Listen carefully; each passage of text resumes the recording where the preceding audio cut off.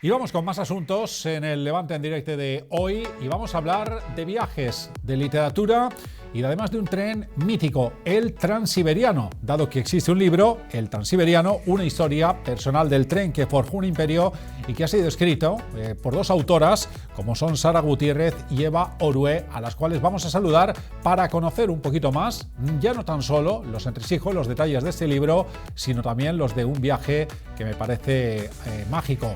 Así que las saludamos ya a las dos, aquí en directo en Levante Televisión. Sara Gutiérrez, ¿qué tal? Muy buenas y gracias por estar aquí con nosotros en Levante Televisión. Hola, gracias a vosotros por la invitación. Bueno, vamos a ver si podemos recuperar el sonido con nuestras dos invitadas, Sara Gutiérrez y Eva Orué. A ver, vamos a intentar repetirlo. Ahora sí. Hola, Sara, ¿qué tal? Muy buenas. Muy buenos días, gracias por la invitación. Ahora sí que te escuchamos, alto y perfecto. Gracias a ti, feliz año. Y también Eva, hola Eva, ¿qué tal? Muy buenas, bienvenida y feliz año. Muchas gracias, feliz año para todos. Bueno, a cualquiera de los dos, contadnos un poquito la historia de este libro en el Transiberiano, una historia personal del tren que forjó un imperio. Creo que todo esto arranca allá por el año 1994, ¿no? Efectivamente, nosotros nos conocimos en el año 93. Sara era médico en Moscú, yo era corresponsal de Onda Cero y empezamos una relación personal que pasaba por conocernos algo mejor. Y conocernos algo mejor requería tiempo y probablemente espacio. Entonces decidimos, por indicación de Sara, empezar un viaje que además de mítico nos iba a proporcionar ese tiempo, esa calma que necesitábamos. Nos embarcamos en Moscú y recorrimos los casi 10.000 kilómetros que separan la capital rusa de su ciudad importante del lejano oriente, Vladivostok. Fueron unos cuantos días de viaje, de charlas, de conocernos y de conocer mejor un país en el que las dos vivíamos, pero que no habíamos tenido oportunidad de recorrer hasta ese momento.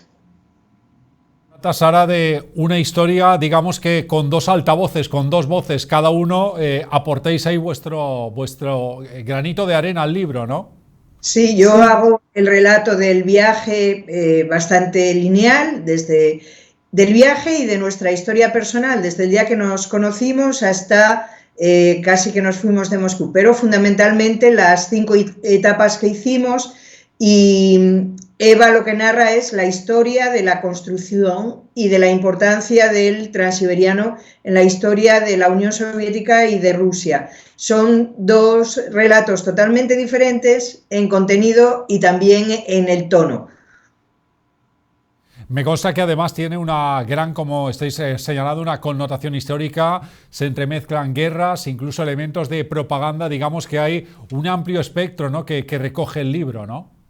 Sí, hay dos partes, historias. La historia que estábamos viviendo era la Rusia apenas independiente, Boris Yeltsin era todavía el presidente, un país que venía de sufrir un proceso histórico cuyas consecuencias todavía padecemos y que estaba en declive total. No había nada que se sostuviera. Esta es la historia que estábamos viviendo y de la que yo como periodista estaba informando a los oyentes de Onda Cero, pero además el tren es fruto de un momento histórico muy concreto, principios del siglo XX, finales del XIX, principios del XX, un momento en el que el imperio ruso intenta asentarse sobre gran parte de un territorio. No olvidemos nunca que Rusia es un país que tiene un 20% de Europa y el resto está en Asia, y por lo tanto se trataba también de entender qué supuso la construcción de esa vía siberiana en el momento en que se hizo, antes de 1916, y sobre todo qué aportó el tren, qué ha aportado durante todos estos años, bajo diferentes regímenes políticos, a un país que tiene vocación de imperio. Entiendo que existe un gran cambio de vida desde ese origen, como señalabais, esos casi 10.000 kilómetros que separan a Moscú de Vladivostok. ¿Cómo cambia la vida, ¿no?, desde lo que es la capital rusa hasta Vladivostok, que prácticamente confluye con Asia y con países como China o Corea del Norte, ¿no?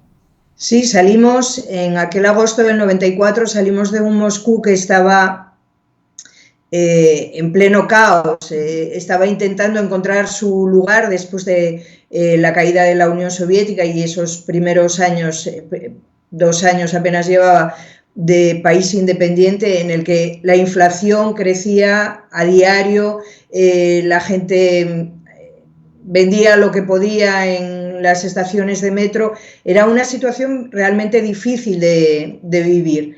A lo largo del camino, lo que fuimos viendo es que había un movimiento bastante ajeno a aquello que pasaba en Moscú, pero con un intento de salir adelante, con mucho comercio en las estaciones, por ejemplo, pero ese comercio también nos demostró que la miseria, o nos mostró que la miseria no era solo en Moscú, que era a lo largo de todo el país, porque veíamos a tempranas horas de la mañana y a tarde, en la noche, sobre todo señoras mayores que salían a vender cualquier cosa, igual que pasaba en Moscú, pero aquí comida, que era lo que a nosotros nos iban alimentando en el viaje también. Pero pensábamos, ¿qué miseria tiene que haber para que salgan a vender lo que no les dará beneficio ni para comprar una barra de pan? Sin embargo, al llegar a Vladivostok las cosas eran bastante diferentes. Había una actividad frenética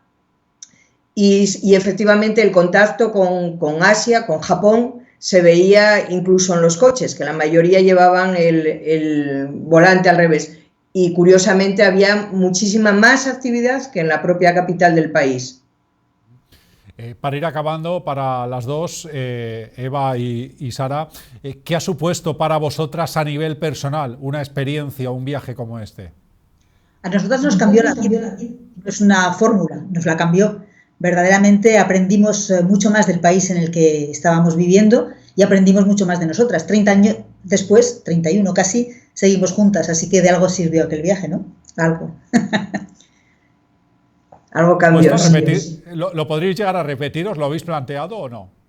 Pensábamos repetirlo en el 22, y teníamos ya todo planificado. Si bien en aquel viaje primero salimos a la aventura, no sabíamos ni siquiera si íbamos a poder realizar todo el viaje, porque no teníamos ni información ni posibilidad de comprar billetes por adelantado, ni reservar hoteles ni nada.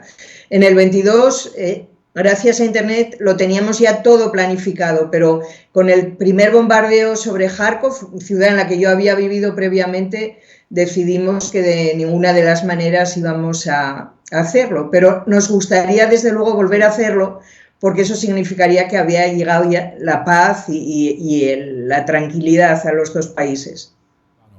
Pues con eso nos vamos a quedar. Sara Gutiérrez, Eva Orue, muchísimas gracias por habernos acompañado aquí en directo en Levante Televisión, en este Levante en Directe, y con ese libro que vamos a recomendar, claro que sí, en el Transiberiano, una historia personal del tren que forjó un imperio. Es vuestra historia y, por supuesto, la que todos los lectores, por supuesto, pueden enriquecerse con ella.